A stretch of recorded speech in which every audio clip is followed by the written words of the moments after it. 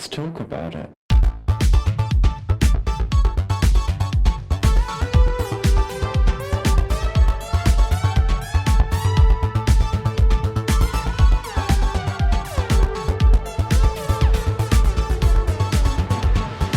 Hello and welcome back to Thicc Radio, the podcast where we talk about gaining, feedism, and everything in their orbit. I'm James. And I'm Tim, so let's get into it. Today we're welcoming back to the show, we're welcoming back Eric, and we are also welcoming for the first time his husband, Drew. Hi. Hi. How are you both today? Pretty good. It's hot here in Arizona, so we're spending our time either in the air conditioning or in the water, in the pool. I envy that. I live in Ohio, where obviously it's not as hot, but I mean, it still gets pretty damn hot here, at least in the upper 80s, sometimes the lower 90s. And I don't own a pool, and my backyard is far too small to install one. So I'm jealous of anybody that has a pool. And you have that Ohio humidity in central, in the middle of America. So yeah, you poor thing. Bless your heart. Living in the UK, unfortunately, courtesy of global warming, that humidity is coming to bite us all in the arse because we have humidity, unprecedented heat, and buildings with no air conditioning, but they are built with heat-retaining cladding that does make it hotter inside than it is outside. So that is not fun. But hey-ho, we are theoretically approaching autumn. Just haven't spoken to Jesus in a while. I just like to utter him a new prayer every now and again these days, just praying for autumn and praying that it comes. You got at least 2 more months to go, huh? Because September is usually as hot as August anymore. Yeah, we're still approaching the triple digits in October a few days every now and then. So disgusting, disgraceful, dishonorable. That's all I have to say about that. But you two are adorable. Now, dear listeners, you haven't visualized them yet, and of course we will get the socials at the end of the episode so that you all can Google stalk these adorable boys, but you two are married. We are. As of December 31st of last year. We got married on New Year's. Cute. That's sweet. Was it so? What was the motivation for that particular date? Does like the concept of New Year's hold a special relevancy to y'all, or was there something else about it? No, Drew proposed, and it was over a year later when we finally got married. But we just were trying to find a date that was, we were going to be over in North Carolina anyway, and so we're like, let's do it around the holidays, but not Christmas and New Year's Eve. Let's do a New Year's Eve party, and that was sort of how it worked out. It was fun. Yeah. So I proposed at the beginning of July, right in the middle of the pandemic, so 2021. And we all know the weddings that got canceled and rescheduled in during the pandemic. I think a lot of people have heard of, or at least experienced it in some form or fashion. And we were trying to get on, I think we wanted to get a little bit more on the tail end to be a little bit more respectful for people that were trying to have their weddings in like 2020 and 2021 and weren't able to. So we wanted to have it kind of at the end, but we know that COVID's still a thing. Mm-hmm. It will forever be, it will be a forever thing. And his timing of proposing was, it was the first year, 2020 was the first time I hadn't been with my family over the Christmas holiday. And so I was sort of down. And so by the time July of 2021 rolled around, that was the first time we were actually traveling home, and I was going to get to see my family in over a year. And that had been the longest stretch that I'd been, not seeing anybody face to face. And so when we were home, he's decided that was the right time. It was 4th of July weekend, or 4th of July week. Okay. So. Aww. Well, that's really cute. I'm going to ask, the sort of very typical white woman question here, which was, oh my god, how did you propose? Like, tell me, please. Because I want to hear. I'd like to hear the story. Please tell us, how did the proposal go down? I think it'd be fun to have both perspectives. Go first, Eric. You want me to go first? Okay. So we casually discussed it, several times over the years, and especially during the pandemic when we were just stuck in the house, just the two of us, and had nothing else to talk about. We talked all the subjects out. But I didn't know when, we didn't know where, we hadn't really gotten that much out of it. But I told him, I'm like, I'm not going to be the one to propose because I wanted him to be the one. And so we sort of left it there. And a package arrived while we were in the middle of doing a renovation at the house, and it was chaotic, and there were workmen going everywhere. And one of them came in and said, the delivery guy needs to speak with you.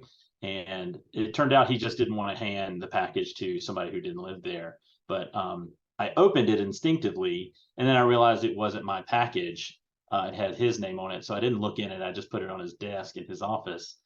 Turns out those were the rings. And I almost ruined the whole thing.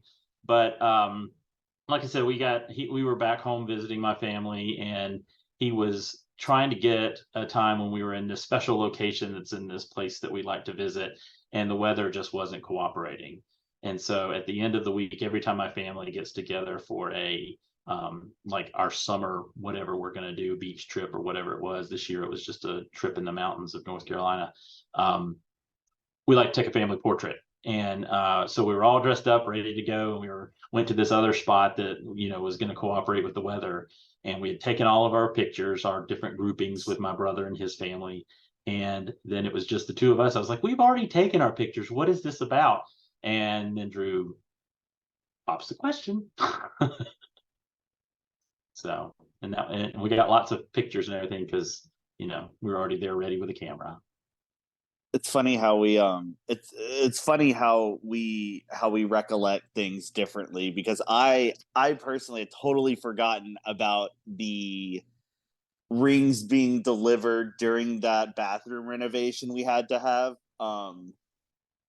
Like that is not a part of my recollection of the story whatsoever. So it was cool to hear that. But yeah, I worked for a couple of months actually on setting this up. We had one particular, I wanted to do it on the top of one particular mountain in North Carolina that holds like some significance for Eric. However, it was raining. So, and we were supposed to do it one day. We weren't able to do it that day. Like I had everything planned, and everything that I had planned didn't happen. Nothing of that day. Even the day didn't happen. But my favorite part of the entire day was forcing my now niece and nephew, who were 8 and 7. No, 10 and 12. Yeah. I forced them to not say anything, and I had to take them downstairs and take them outside to say, hey, I'm going to do this with Uncle Eric, and I need your help. I need you to not say anything. And they're like, oh my gosh, we get to keep a secret. This is the greatest day ever. And their excitement got me so excited to ultimately, pop the question. It was all under the guise of a family photo. We just needed to find the right time of day, and it ended up being totally perfect. We got great pictures. There was a pretty sunset that happened behind the clouds that, is totally serendipitous, and you can only get the picture doesn't even do it justice. It's the moment that I will, forever kind of cherish it. And it made me happy. It was a happy experience. Oh, that's really nice to hear. I mean, I don't know. I don't know many, I know gay couples that get married, but I feel like the majority of the couples I know that got married were the couples that were waiting for gay marriage back when that wasn't so much of a thing. And so it's kind of like, the joy of their marriage and that relationship is also consummated by the law that inevitably gets changed. And that is a victory and a celebration. But I don't know, just getting to hear just the freedom to love, the freedom to find the right moment, and like the cute things that make up that moment, I think those are great. And I just don't feel like we get to hear very many of those stories. So thank you both for sharing your sides of that. To take it back a step though, how did you two originally meet? We met on Growler. It can happen. No, it was Pride weekend, and we were both living in Charlotte at the time, Charlotte, North Carolina, and Drew, I just sent that, the winky emoji, and we got to chatting, and he's like, "I'm having a party. You want to come over?" And I'm like, "I'm not going to crash your party." And he said, "It's Pride. You're not crashing anything." And so I went over and walked into this house, and two people that I didn't know were standing there, and they're like, "Hello." And I was like, "I'm looking for Drew. Does he live here?" And oh yeah, he's in the back. So he's in the backyard. So I went out there, and that's the first time we saw each other in person, was in his carport in the back of his house. And a bunch of folks were around. So, but then we went down to the Pride Festival, and there was a concert. I don't know if you know the artist Cupcake. Okay. But Cupcake was the feature on that night on the main stage. So our first date was at a Cupcake concert. That's kind of fierce. That's kind of Yeah. not gonna lie. Yeah. We came out swinging with that relationship. I mean, like I came out swinging with that, with shooting my shot. Oh my gosh. I sent one of those standard boilerplate, "Hey, you're cute," or it may have actually been Wolf. I don't remember what it actually was. My second favorite part of the weekend that all happened was Eric not showing up to the brunch that I had made him that Sunday morning before the march. And mind you, we had known each other for like 12 full hours. So, we'll take a I will give him I will be lenient on him. But well, you might be. Really? Why weren't you there, Eric? What was so important that you Well, couldn't show up to the brunch? for being lenient, you sure do like to bring it up all the time. But no, it was. I feel attacked. No, we were meeting a group of people to get our spot for the parade. He said march, but it was a parade, and we were trying to jockey for good real estate to view the parade. And so I was supposed to meet somebody at one of the restaurants downtown just to grab a beer before the thing, and he's always late, and he was early this time. And so I did not know he was planning. We were going to get breakfast, and I didn't know he was cooking. So I said, instead of just meeting for breakfast, why don't you just meet us over here at the bar, and we'll have, get something like a Bloody Mary or something. He didn't tell me that I had ruined anything until much later. Wow. Nothing was ruined. It all happened exactly how it should have happened. So absolutely, because y'all are here, y'all are married, y'all are looking cute and gorgeous, sat here in separate rooms for the sake of this recording, which is fabulous. Thank you both for that. But that's freaking adorable. And besides, Eric, a man who'll cook you food, a gainer's wet dream. Like 12 hours in, and he's like, "I will procure food for you." That is very much. And he didn't know at that point.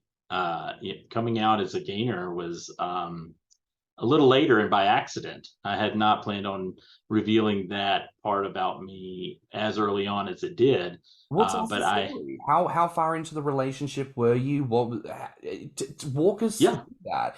So, Drew, just to be clear here, you are a civilian, correct? That is correct. Yes, I am a civilian. I would call myself community adjacent, but in the community we know civilian. Yeah. No, that's fabulous. I mean, like, Eric, walk us through, like, the reveal, the Sasha Velour style When thing where you took off your long haired wig and chicken wings fell out. Walk us through the story. So I was maintaining a profile on Grommr and also obviously on Growler because that's where we met. And I had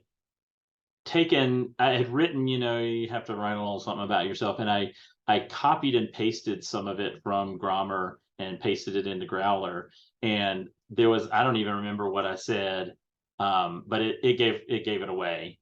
And Drew, he was like, "What's this about?" And I was like, "Oh shit."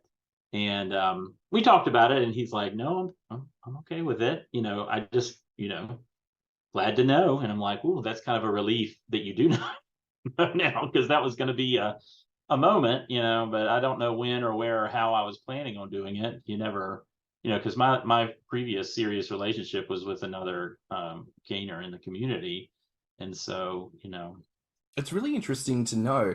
I mean, from your perspective, then, Drew, had you encountered gainers before? Had you dated any? Did you even know about the concept? Walk us through that.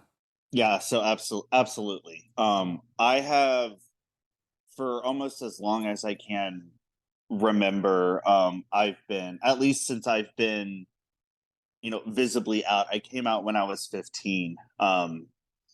And I have always been a part of the chub chaser community. And we're talking, being a little kid and finding out about Bigger City or Bear Mythology, or some of these old school, some older platforms, and being a part. In my experience, being a part of that platform opens you up to additional platforms and subsets of the community that involve bigger people. And so I've always known, maybe not necessarily the terminology. And I think it's way more, I think people are way more open and kind of honest about their relationships with food and gaining. So I've always been I've always considered myself a chub chaser, and I will send y'all a spicy tea picture of when I worked at an all male underwear store when I was a rail thin twink, like 5'7", 130, and now I am. Honestly, I'm probably like 5'6" and a half now, because like this weight has just pushed my spine. But I'm now 230, so there was an excess of 100 pounds on me. And I have always, when I got my first, quote unquote big boy job after uni, I ended up just having to travel a lot for work. And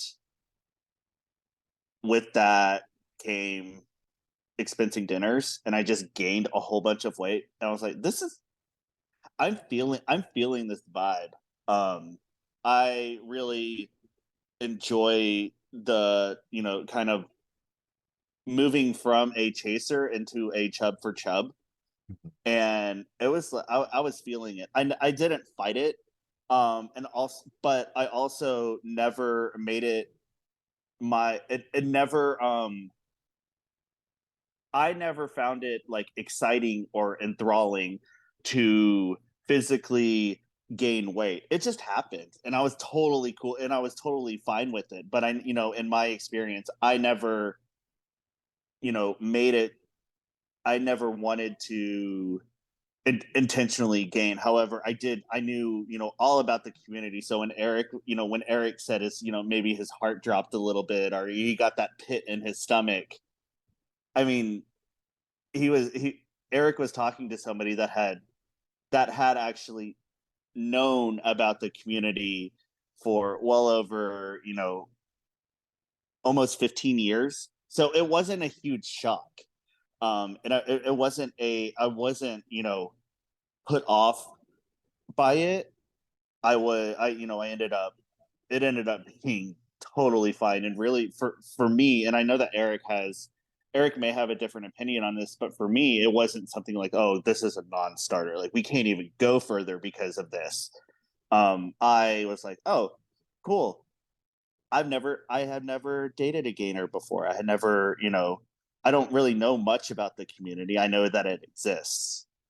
Similar reaction from my boyfriend when I told him, like, he knew that that was a thing out there in the world, but he had never like spoken to someone about it in any kind of intimate way. And same thing, he was just very like, oh, okay, and almost like, what do you want for dinner? Like, just a real casual, like, oh, okay.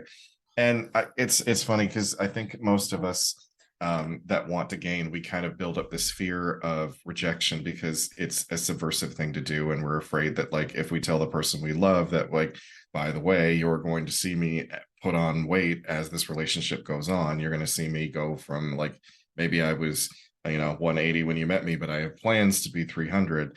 And it can be very intimidating because you're constantly afraid that your partner is going to turn to you and go, you know what, I thought I was okay with this, but I'm really not. So it's always great to hear that people are a lot more open-minded than we think they are. And I've said this before on the show, and James, you and I have talked about this. People don't actually give a shit. Yeah. Like, it's really not that big a deal. Some people do, and they're kind of easy to spot. You usually find out very quickly who's shallow. So No, absolutely. It's amazing how much fear there is, and it does make sense. Ultimately, like, that fear is not rooted in nothing. It's rooted in an observation of a fat-phobic society. It's rooted in the observation of a fat-phobic queer culture that stipulates if you're not trying to lose weight, if you're not trying to be the thinnest, or at the very least muscular, then you're a failure. You're not deserving of anything. Go away. This is not for you. So it makes sense that we have that fear, but it's always incredible to hear these stories. And I feel like the more people who come onto our show, and as people talk about their relationships and they talk about civilian partners and people being open and accepting, or at the very least neutral, I think gives people more confidence to know that there is the possibility of finding someone out there like that. Though, of course, Eric, fuck you. You found like the absolute most like gunning for it civilian that you could have possibly found. So Drew, hi, hello. If you have any clones, send them all our way, please, and thank you. The community will love you for it. But it's wonderful about that celebration of size, and even you yourself sharing, similar to a typical gainer. You were smaller, you were now bigger, but you don't necessarily share that same sexual inclination that a gainer does. But this is something I've said a little bit, especially in recent months. I do feel like the concept of what we would consider the gaming community could probably do with expanding its borders, ironically and literally, to include people such as yourself, because I think when you acknowledge how many cultures there are that center food as a form of love and therapy, that really celebrate the sort of comfort of shape and size and the homeliness of it, and relationships and family and all those bits and pieces that tend to hang off the coattails of that, I just think an appreciation for size is quite a lot more expansive than what gaining maybe makes it out to be. I've said this before, gainers often act like gaining is an island in the middle of the ocean. We are alone, no one can possibly understand us, when in actual fact, we're at the beach and everyone's fat in their Speedos, having a barbecue and drinking beer and having an amazing time. So it's great to hear. So and I agree with that. But James, like you mentioned, we as a society have, unironically boxed ourselves in with these standards of beauty that are just completely unattainable, and what I consider classic beauty, because classic beauty, you must be over 250 pounds for me, like minimum. there was someone online who was like, if you ain't too fitty, you ain't gonna get this kitty. And I was like, yes, you better do. Like, I need a man that could honestly put me in the ER if he saddled me incorrectly. That's the kind of vibe we're going for, Eric, myself, and two of our friends, we actually have a group chat that's called Too Fitty. You must be too fitty to ride. That's fabulous. I love that. I love it. And like I say, there's this celebration of size, of shape, and the thing I want to kind of go into next is really asking you both, how, and marriage aside, but your relationship, how the experience of being with each other has compared and how it contrasts to people you've been with in the past. So a little bit of history about us both is we were both previously married to men.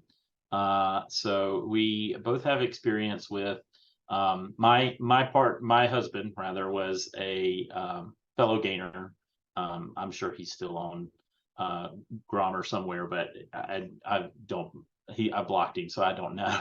But we met on Bigger City years and years and years ago, and we were together for about 8 years. We were married for about 2 of those years, and Drew was also married, so we sort of bonded over our shared trauma with that at the very beginning. We neither of us were each other's rebound. Both of us were actually still married at the time because in various states the laws are different for divorce, and you have to have a waiting period before you can actually of living in 2 separate addresses, and you have to be able to prove that you were living apart before you can even apply for a divorce. So there was that, and we so I was going from a relationship where that was sort of how it originated to a relationship where I had to have this moment of coming out of the fridge, to Drew, and luckily it fate helped me do it automatically. But so with our relationship, I think communication has to be the number one thing. He has to know how I'm feeling, and I have to know how he's feeling. And sort of at the beginning, we struggled to navigate that. He didn't fully understand why, if we're together, why do I need to continue to be on sites like Grommr? And he would get jealous if I was chatting with another gainer about anything. And I had to explain to him that it's not just a sexual thing. That's part of it for a lot of people, but it's also, I don't even know how to explain it. It's part of your identity. If you're doing something that's not like it's not like a fetish, like a sexual fetish that you can just put it away once you're done with sexy time and go about the rest of your life. It's something that sort of impacts everything that you do by being a bigger person because of this lifestyle that you lead. And so it's community.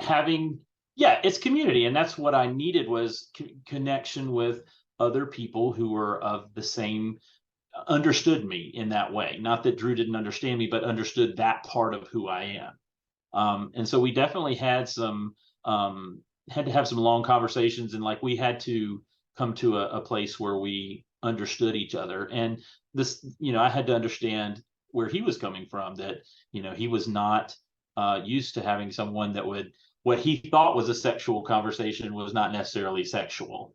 And so communication had to be really big. I mean, that's one thing. Anytime either of us are bothered by anything, we immediately say it, because the worst thing you can do is let it stew and just let it fester. So that's, I think, the biggest tip I would say. I would echo those sentiments. And as a civilian, it took a lot of education on Eric's part to educate me on these particular feelings, or even what I would imply as a sexual feeling or a sexual desire or a sexual fantasy was actually just an identity. That's not, there may not be anything inherently sexual about an identity. Maybe there is, but those are the types of conversations that we had to have, and they were hard. It's not an easy thing to have to come out to somebody again. And so, like, coming out of the refrigerator, and I was like, I am dying over here in my own head. Like, that is hilarious. But if it is an identity, there are going to be people that are inherently against that. And the society that we live in does not, doesn't promote inclusivity as much as we say that it does. And we, unfortunately, we have not been necessarily as open with other civilian friends, just because it's not, I don't really see it as something that I want to keep to I don't care about keeping it to myself. However, it's not my story to tell. I'm here for all of the eye candy, y'all. Like, it's not my story. It's not my story to tell. But I would respect Eric if he decided to say, like, hey, come out of the refrigerator to somebody and be like, y'all, it's not that big a deal. Like, chill out. It's so funny, Eric. You mentioned this need to help Drew to understand this aspect of community, and this is something I know that I have harped on since the beginning of the show. We are very good as a community doing the sexy talk and making gaming feel sexy and doing all that, but we are fucking novices when it comes to the social aspect, the emotional aspect, the intellectual, the spiritual. These are all energies in the human body that we as people, every single one of us, need to have fulfilled in ourselves. We need connections, we need culture and community and art, and we need things that fulfill these parts of us, scratch the itch. And when you don't have that, you end up feeling that lack of fulfillment. So it's so important that not only do we edify that these things exist, but that we pursue it and that we celebrate it, because there are probably many civilians out there who their only impression of gaming is a really negative sexual one, because they only ever see the sex. They don't know that there's more to this. They just think that everybody's like hiding in their man cave, cramming pizza and going, which, listen, I had a weekend off. It was a good time. But there is more to the story most times out of the week, Yeah, I was so part of that education process was actually, believe it or not, an episode of this podcast. Oh no way! At the very beginning, at the very beginning, when y'all had first started, it was, oh my god, yeah. That's how I listened to it on the way to work. I was like, y'all, this is fucking interesting. Aww. So the episode was, and write a review and shit, like up us and put it on your socials. Thank you. Sorry, Eric, continue. That's not. So what it was it was the episode. I'm sorry, I can't remember the guest, but it was about being ace or gainer sexual. And it was. I'm not sure how early on it was, but I heard fat sexuality versus asexuality, something like that. Yes. That's it. That was the topic. And I was just listening to this episode, and it's just like, yes, they're saying the things that I can't articulate in words when we are having this conversation. And so I don't think we were having a rough patch, but I was like, I just really need you to listen to this episode, because this is what I'm trying to convey to you. And if he hears it in different words, maybe it'll click. And so I was like, please, please, please listen to this. And so he did. And we talked about it later. I think we listened to it together, or I don't know. I think maybe you listened to it and then we listened to it again together, so that we like paused it. Let's talk about this. And sorry, I cut you off. Go ahead, babe. Because I identify as being ace/gainer sexual. Which is part of the reason why we have decided through conversation and everything, we have an open relationship, so that he gets his needs met, I get my needs met, and he has a higher libido than I do, and so if it doesn't match up, we're making sure that each other are happy. But at the end of the day, we're both coming home to each other, and marriage is more than just sex, and I think we've explored a lot of those. So we have those boundaries set up so that we know what's okay and what's not okay. And if there's something we're not sure of, you just ask. But that podcast episode was part of that education. So thank you guys. Well, we're very honored to have been able to help that way, because that's why we created it in the first place. We knew that people weren't having those conversations. And like you said, even if you have trouble articulating it yourself, if you can hear someone else say it in the way that you're trying to phrase it, or just in a way that maybe you haven't considered before, that was the whole mission statement, was to help people. 100%. And just to put it out there to anyone listening, take this as your sign. If you have people in your life who you're either looking to explain gaining and fetism to, or they found out about it and maybe their hot take is not a very positive one, try and filter through our episodes and look for opportunities to use it as a form of education. This is truly not us trying to talk about as if we are the most intellectual and brilliant people on the subject, but let's be frank, no one else is out here making shit, right? And so the fact that it's at least there, it's a conversation starter, or at least it's something. And let's talk about the full circle moment here. Eric and Drew were just talking about how there was some not full information present. Information was given, and now Drew is here on the pod, sharing experiences, participating in the conversation, so it's like, you don't just have to settle for the idea of trying to take your person and bring them from the edge of destruction all the way through to passive aggressively being somewhat but maybe not really okay.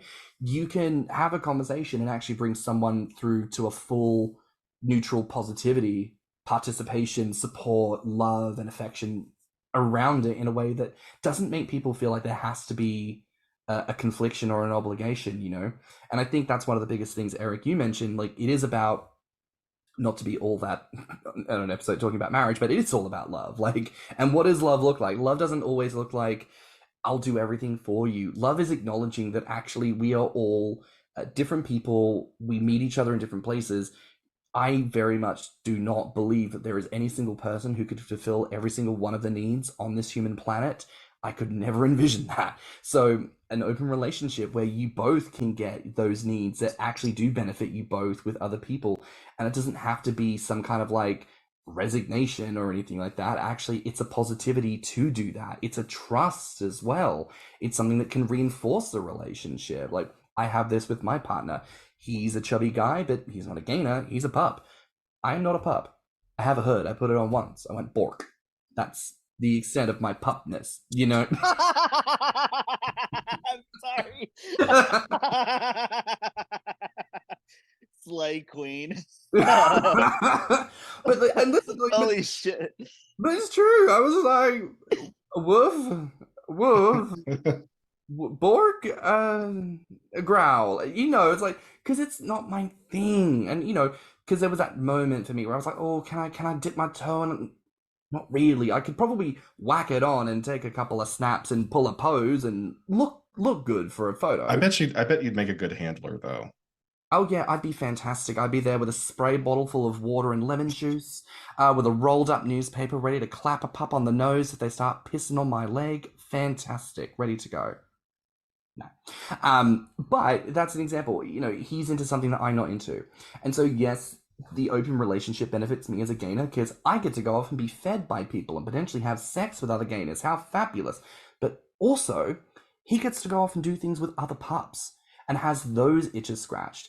And it's I don't know, heteronormative relationships are fully I'm going to be stuck with you for the rest of my life. So all of these individual aspects of my personhood that bring me fulfillment and joy, I have to shut them off into little boxes and put them away for the rest of my natural born life, because if you ever find out about them, then you'll divorce me. That sounds so stressful. That sounds terrifying. So, no, thank you. Nah. Eric? We had a similar experience with, or I did. I don't know if Drew really would recognize it, but at the beginning, before we had gotten very far, he was trying to take on that role of the chaser, feeder, and it was oh yeah, hey, that's so hot here, eat this cheeseburger. And I could tell that he wasn't into it, and that was fine. I didn't mind that he wasn't into it. I didn't want him to force it, because if it felt forced, I was uncomfortable, he was not having a good time. And so it was just you know what, let's not try to make you fit into my, we're not going to fit this square peg into a round hole. It's going to happen if it happens, but it just wasn't his thing. And I accepted that.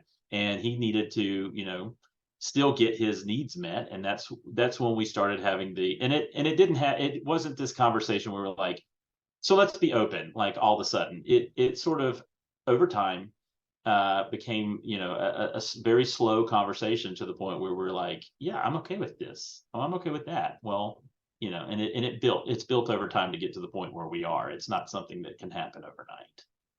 The sort of cisgendered hegemony look at relationships and marriage is just like, they want pure monogamy, right? And I don't know if monogamy is really the natural state for human beings, honestly, because and I look at people like my parents, and they're kind of like from a bygone era. They are high school sweethearts that have been together for 41 years, but that's all that they ever knew. That's what society, like they were the generation that was still like, we still need to conform. We need to do the things that our parents have done in order to fit in. And then they gave birth to a generation of millennials who were like, maybe it doesn't have to be that way. And then the Gen Z kids came along and said, no, it definitely doesn't have to be that way. So like, I'm really enjoying watching this progression of how people are not experiencing, what word am I looking for? How they're working out long-term relationships, and having honest conversations about, really, like, is this how it's always going to be? Like, it's like, am I going to get up and eat the same cereal every single day for the rest of my life? I mean, I just think it's so interesting. Like, do you all remember, like, the 90s and early 2000s, like, Cosmo magazine, or any kind of anything to do with dating, marriage, relationship, courting, whatever the fuck people wanted to call it?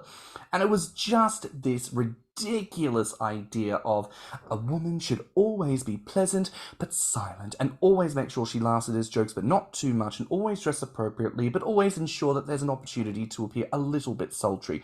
And for a man, of course, you need to make sure that your priority is earning money, and you need to make sure that you are a leader and you are seen as being confident and strong and never falter, and make sure you don't cry and don't be emotional. And it's like, what the fuck is this, like, but I'm a cheerleader, pink is for girls, blue is for boys, fucking training people into this weird thing as if this is the most important thing in a relationship. Nah, bitch, are you gonna fucking put the toilet seat down after you've pissed? Will you do your dishes? Do I have to ask you to clean this motherfucking house? Are you gonna cook some amount of these meals, or are you just gonna assume it's me? Like, these are some very genuine questions, and they have more to do with the reality of a relationship than this ridiculous gendered idea. And on the topic of, like, that expectation of monogamy, I think the whole why monogamous people struggle with polyamory is the exact same reason that people in society just don't think you can be happy fat. Because as typically monogamous people, because we're all raised to be monogamous, we're introduced to the idea of polyamory. And we see people leap to it because, of course, that's who they are naturally. And what's the conversation that goes on behind people's backs? Ugh, cheaters. Greed, disgust, can't commit. Commitment issues, Jealousy. disgusting. Jealousy, just, ugh. I could never do anything like that. I can't imagine. Oh, you're in an open relationship and have sex with other people? Your partner. They must be at home right this second, just beside themselves, wondering where you are. Like, fuck off. Or sometimes they'll bring up the whole, well, if you're sleeping around with other people, what if you get something and then give it to your partner? And I'm like, well, that you just be careful. I mean, yes, accidents happen, but I mean, if you're not an idiot about it, you should be fine. Well, that's part of the communication that we had, right? Even though he has much more sex than I do. We're both on PrEP. So, it's one of those things, and it's just part of the communication to let people know this is where I am and where are you, and let's see where we meet. 100%. What overlap there is. Because there's even been times when, Drew's like, I've been talking to this guy, he's going to come over. Is that okay? And I'm like, yeah, I'll be in the garage, like, working on this thing. And they're in the house, and I'm like, I don't care. He's like, do you want to join in? No, I'm not interested. Thank you, though. You go have fun. I really want you to go do whatever you got to do. That's pretty damn progressive, because I don't know if I could handle that particular aspect. like I don't know, I'm a Cancer, so my house is kind of like my sacred space. So it's kind of like I don't know about that part, but like I totally like I applaud it, because that is truly, well, plus I've also had some bad experiences with coming home and walking into things that I was not made aware of. But I digress. The point is I think that's really, really open-minded of even being able to do it in your own home, because I'm not sure I could. But I don't even know. I don't even know if I would consider that open-minded. It's just not a part of your personality, and it's not something that you want it to be in your personality. And that innately is a part of you. You know, it's just my desires and my appetite are not the same as yours. And that's what makes this community pretty cool. Is that it's not always about sex. And I want to go back to like a previous question about the, if we could, like, I want to talk about the gray asexuality. Go for it. That was a super poignant kind of experience, and I think that was quite possibly one of the most monumental pieces in our relationship that actually helped solidify us going forward. Because this, yeah, babe, we probably heard that episode. We weren't even were we, how long had we been together? A year and a half? Yeah, it was maybe a year and a half. 2 years? I don't even remember now. Time. The episode was COVID new, so brain, whenever y'all. that episode came out. COVID brain, y'all. Just time is a social construct, like literally. But that really helped me understand that the gaining community is not like just inherently sexual. It's not about that. Can it be about that? Yes, absolutely. Is it the identity of the gaining community? No, I don't believe that. Maybe for some people it is, and that's cool. But for us and our relationship, and me as a civilian, it took actually having to have that type of conversation with my husband, which then, opened up a more of a dialogue of like, y'all, monogamy is pretty fucking dumb right now. Like, this is not, like, monogamy is not going to work in our future. With another human, might that work? Sure. But for Eric and I to be happy, and for us to feel like complete humans individually and even stronger together, we are required to get our needs met by different avenues. And to be clear, we were not married at the time, so this was not a bait and switch situation. I think that's important. I think it's important to call that out. Like, we built. I think it's kind of a testament to us, babe, that we've built a relationship on this insanely solid foundation of talking about hard things. Like, this is not an easy conversation to have by any means. Like, there have been tears, there have been slammed doors, there have been me walking out to go smoke a cigarette and me needing to take a break from the conversation, and I'm saying me, but I'm speaking from my experience and how I was internalizing some of these emotions. This is the conversations are not easy, but they're worth it. Nights in separate bedrooms, that kind of thing. Oh shit, I forgot about that one. Yes. That was me, and that was, I will say that was a very that was during a point where I myself was learning that the community was not all sexual. That was that was also another turning point in my understanding of, oh, just because you're talking to somebody and saying that your fat is sexy does not mean that I am going to have sex with you in whatever how you want to define. We can even define sex differently now in the community. Girl, And I've said before, I'll say it again. A lot of times, gainer sex in quotes comes down to belly worshiping and belly rubbing and like eating and sitting around and talking, and like it doesn't really involve penetration for the most part. We were talking about opening up our concept of like, what does it mean to be monogamous? Like, why be monogamous? Why not just be open and have that conversation and have the chance to experience more? Same thing with sex. Why does sex have to be all about penetration? Why can't sex be so much more expansive? And in fact, what if some of those more expansive, again, pun intended, aspects of sex, what if those aren't actually a big problem to experience with non-partners or with other people, you know?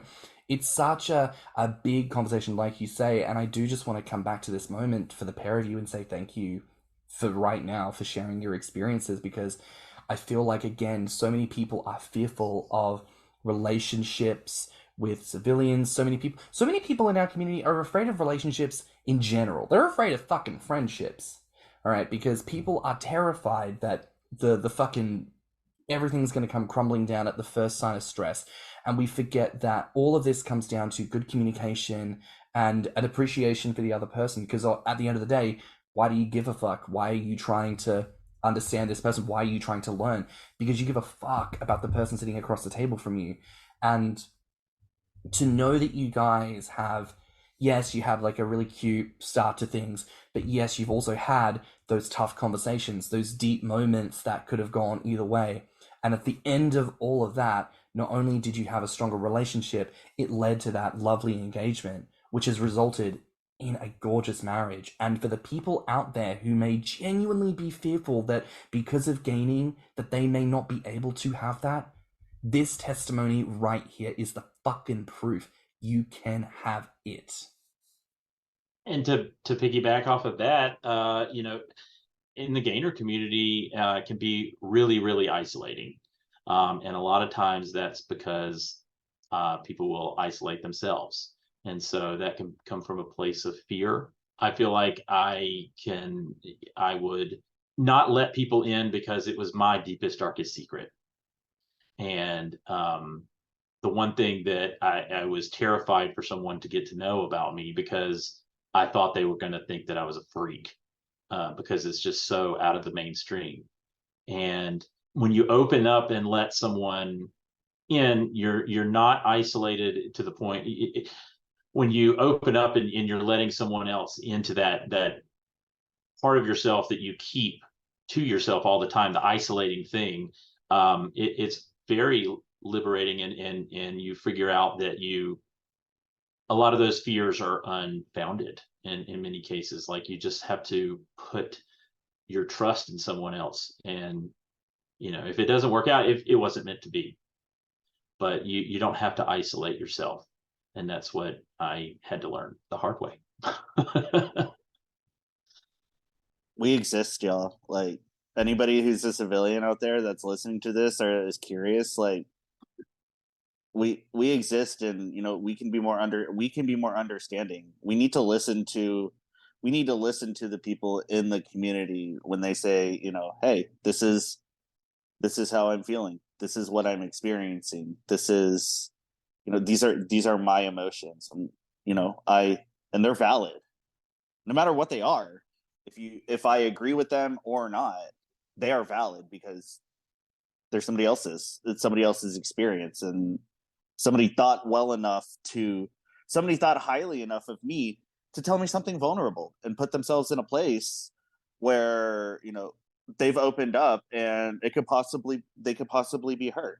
And it's isolating and it's scary, but it's also liberating after it happens, or even that could be liberating when it happens.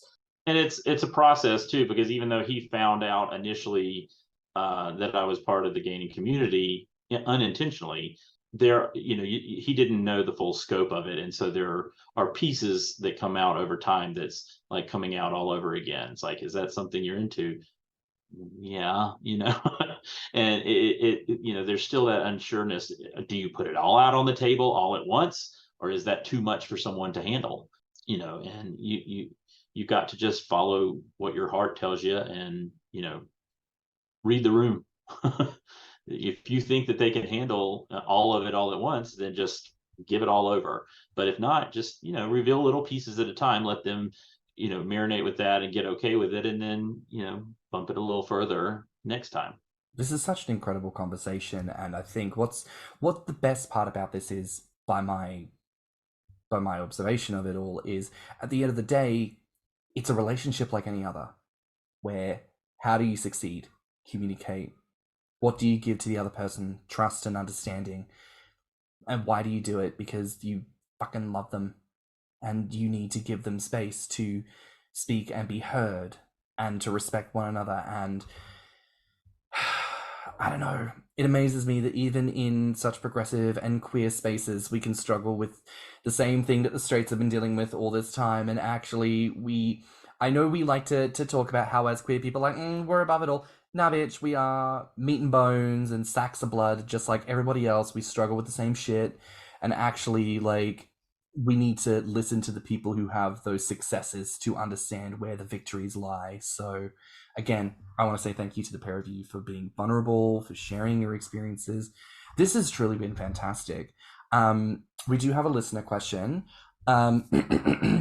Is regular fat boy sex all it's cracked up to be? Because the people want to know. What do you define as regular? Ain't that the tea? Like, I think for many gainers, the idea of sex in their head, they probably don't get to have it very often. I know that I haven't. I wouldn't have said I've had gainer sex in any kind of regularity sense of frequency. And certainly not with larger men. But, yeah. Is it... So, although we may not have it as often with just us as a pair, we do have it. And it's pretty satisfying for me, and from what I can tell, Drew. I like putting. Wait, can we get vulgar on here? Yes, Yeah, absolutely. yes. I love putting my dick in his belly. Oh, intercrural sex. Yes, can we talk about it? Damn it! Yes. Like, fold fucking is such a hot thing. There it is. Fold fucking. It's so... Listen. This is one of those things I try to point out to people, because sometimes guys, like, especially when you talk to, like, the more typical gays, are like, yeah, I want to have, like, penetrative sex, but I don't want to stick it in the butt where there's poo. And I'm like, listen, that's a whole conversation to unpack. How about a sweaty belly fold? Like, honestly, so much less mess. And it's in roughly the same, like, frontal position as a vagina. If you're, like, one of those guys who's bisexual or, like, experimenting with men for the first time, like, that's a much more, I guess, baby step kind of a way into having a variation of penetrative sex. Also, fat feels fucking amazing when you fuck it. It is just designed to be pillowy and lovely. And I just want, like, if I'm gonna die, I want to die crushed by a fat man. I want to go out doing what I love, which is fat men. So that part. I feel that deeply. Yeah. And regular, and this kind of goes back to us having to talk about being on the ace spectrum. Regularity does not exist in our relationship. We don't have regular sex. That's not who we are.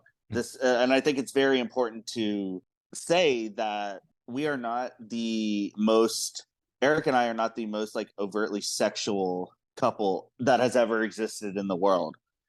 I will combat that and say I've never loved anybody as much as I love Eric, and that means so much more to me than putting my dick in his folds.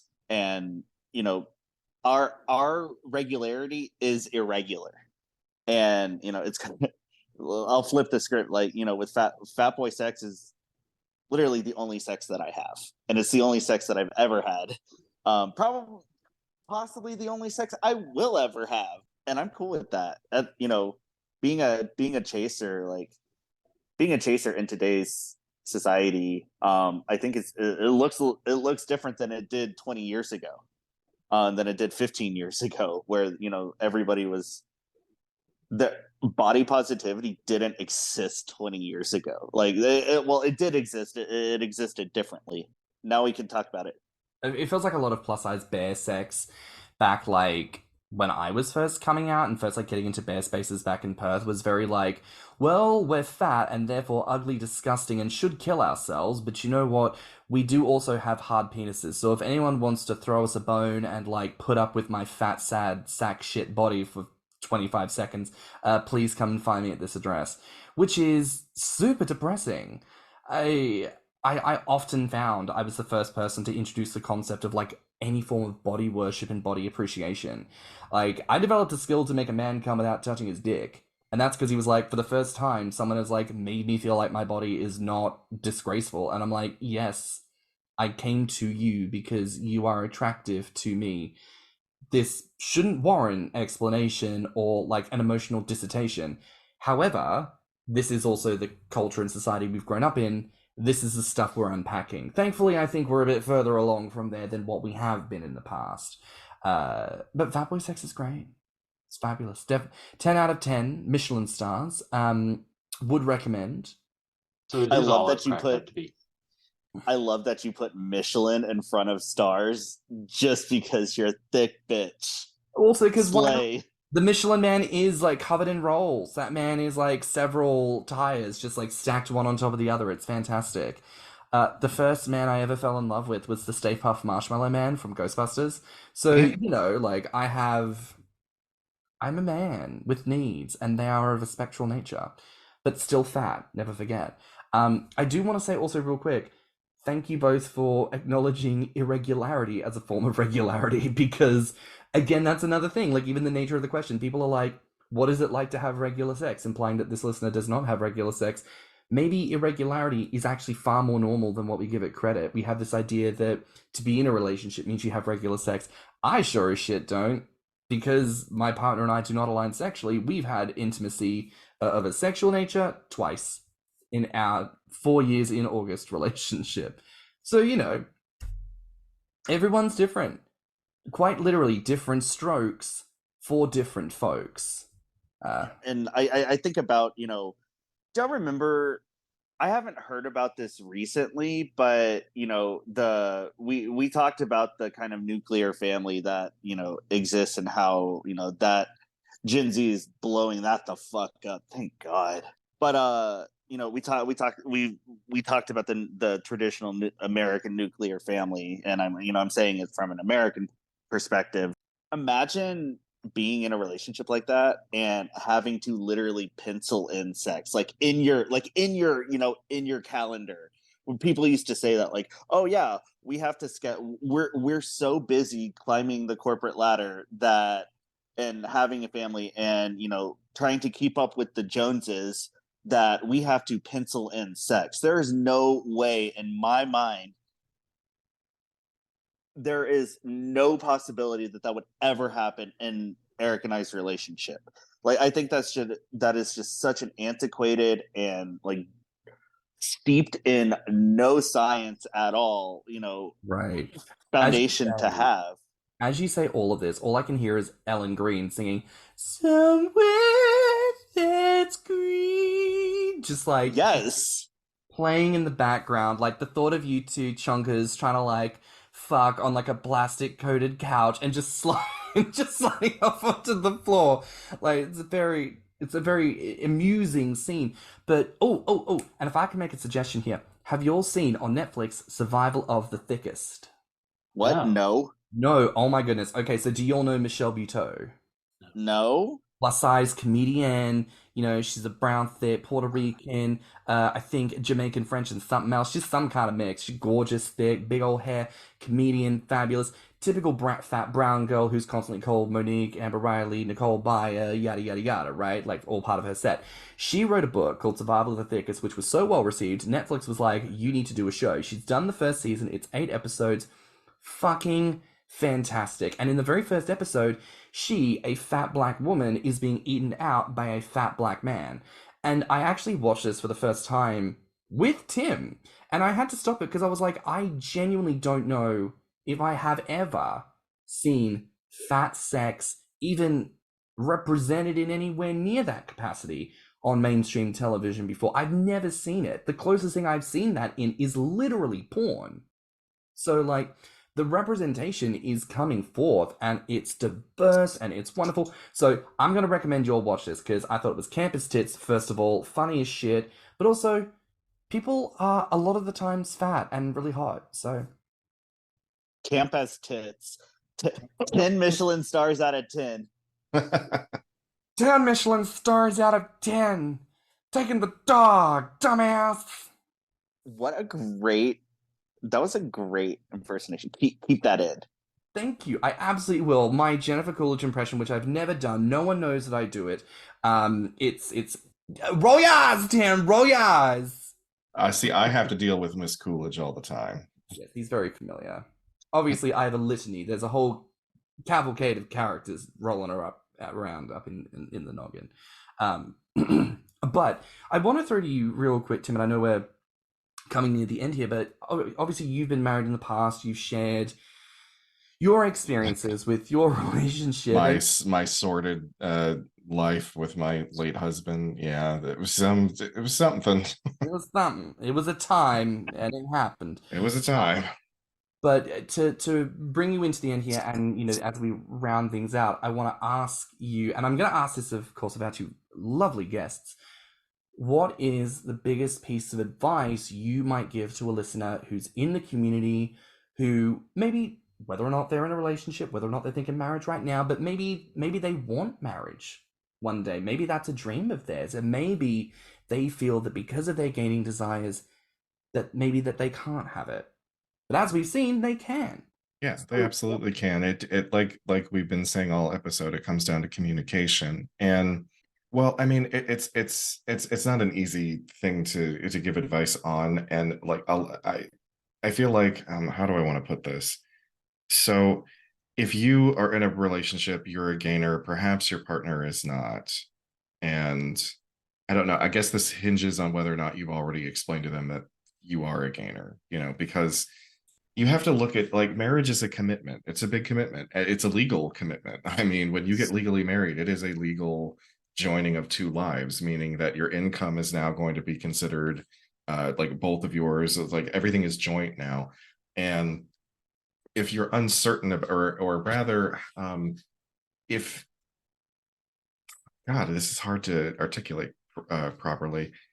I'm trying to say that if there's any hesitation on your part, you've got to explore why that is, right? And maybe it's because your partner is not as okay with this as you might have thought they were. I'm trying to warn you not to hitch yourself to someone that you're not certain about, because I did that. I hitched myself to a man that I deep down knew was never going to be right for me. But I was so desperate to prove everyone and myself wrong.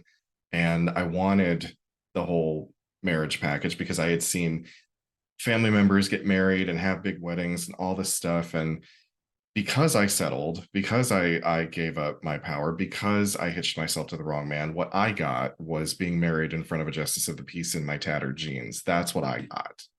Because I didn't stand up for myself and be like, no, this isn't how I want things to go.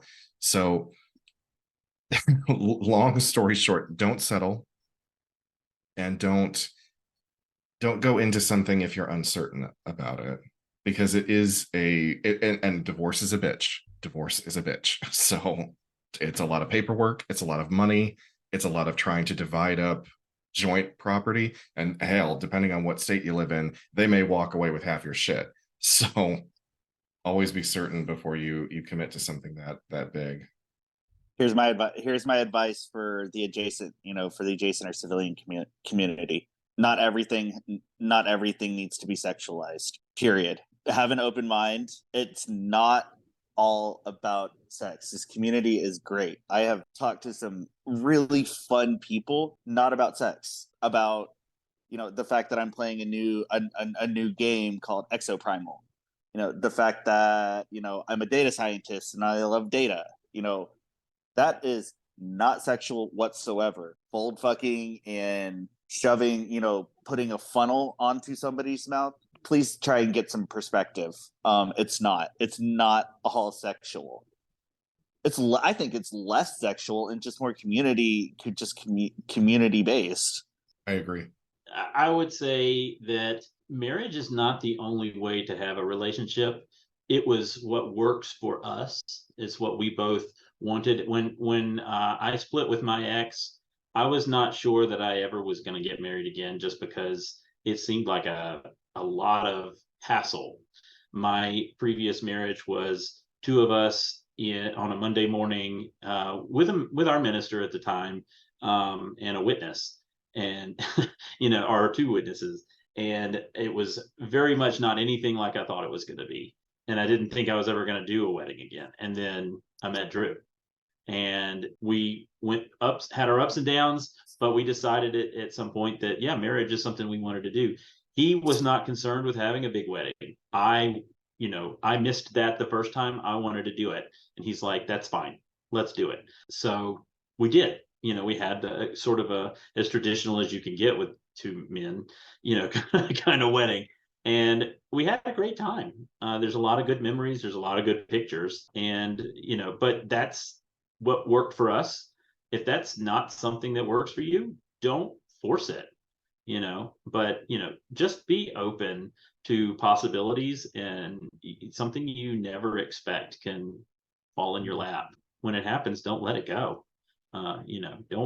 Don't sabotage it yourself just because you're scared or self-conscious, or you think that they are not going to accept you for exactly who you are. If that's the case, it wasn't meant to be. Eric and I have even had a conversation about self-sabotage, and for Eric to try and not do it. It's a hard these conversations are, again, like, these conversations are not for the faint at heart. They are hard, and they mean something. And even let's say that there's something beautiful about something like a finality. Let's say that they're, you two people, two new people are trying to see if they're going to be in a relationship. Well, what if it doesn't work? What if they know that it's not going to work? That's okay. The world is a huge place. And if you are a relationship person, there's going to be somebody else out there for you. What I would actually say here is kind of like what you were saying, but Eric, it is learning to know yourself and understanding that, yeah, there are plenty of people out there that when you tell them you're a gainer, they're going to turn around and go, oh, that's gross and weird and you're a freak. Like, you're incorrect, but go off, sis. Literally go off like milk, fuck off into the bin. Like, they're not for you. That's absolutely fine. Knowing yourself means being actually comfortable, not with being lonely, but with being alone. Like, I love my alone time. I crave it. I need it. And part of that process isn't just being like, I need to recharge and be away from people, because despite the effervescence, I am an introvert. But it's understanding that my needs as a person have to be for me. And that has to be the focus. Like, I have to fulfill gaining within myself. I'm only responsible for myself in that regard, right? But I think for a lot of people struggle because they think, if I'm going to get married, if I'm going to be in a relationship, I have to be willing to put these parts of myself aside for the sake of someone. Like, no. I think, as what we've been repeating all day today, don't do that. Don't even do it for the person you're with now. And if that makes you sit there and go, oh, well, if I do that with the person I'm with now, it means we'll break up. If that's what needs to happen, then do that. Like, it's not about being with someone for the sake of being with someone, because I know it's a stereotype and I know it's like a cliche that people say, but like, it is better to be like happy alone than unfulfilled in a relationship where you feel trapped. Like, my mum would say, you'll never meet Mr. Right if you're with Mr. Wrong. It's very, very simple adage. But to me, it all comes down to knowing yourself first. Owning yourself. And so, for example, if you end up with a gorgeous civilian like Drew, who has questions and uncertainties, and they ask you questions, self-assurance means that you can have that conversation and deliver it in a way where they're going to listen and go, oh, okay, I understand. That's not a problem. Rather than if you approach it feeling tepid or feeling unconfident, which may come across actually with a bit of a negative inflection. So, knowing yourself and upping yourself first and foremostly. So, before we wrap up here, I just want to ask for the pair of you, is there any talking point on marriage, relationships, gaining, your personal experiences with one another that you'd like to air and share before we wrap things up? So I've never had any body positivity issues. I've always been like, this is me, hey. What I really hope is that, you know, if this episode can create less shame in the community, then I feel like I've done something positive with my time.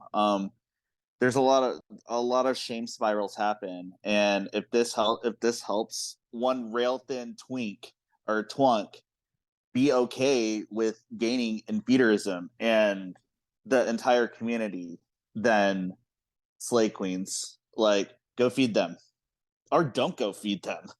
You do you, but understand, like, you understood something. I love that. This has been awesome.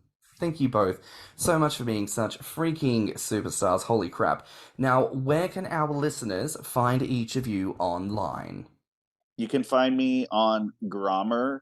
My handle is aryastarch.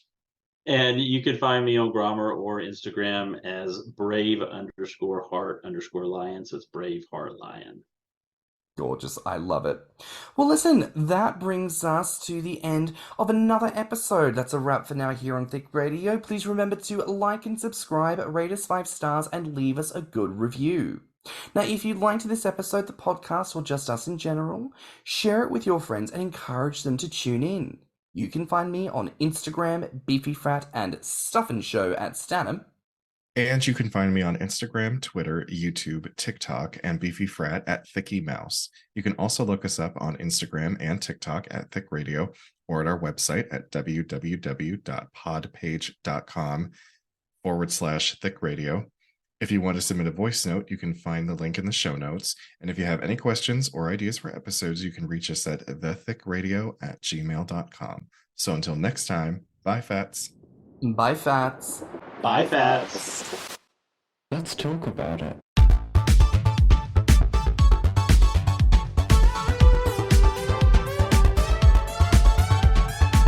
Thicc Radio is a Patreon and Enter app podcast produced by stannnum and Thicky Mouse. Mixed and mastered by stannnum. Our artwork is provided by Lokitu. Our theme song is provided by Spotify.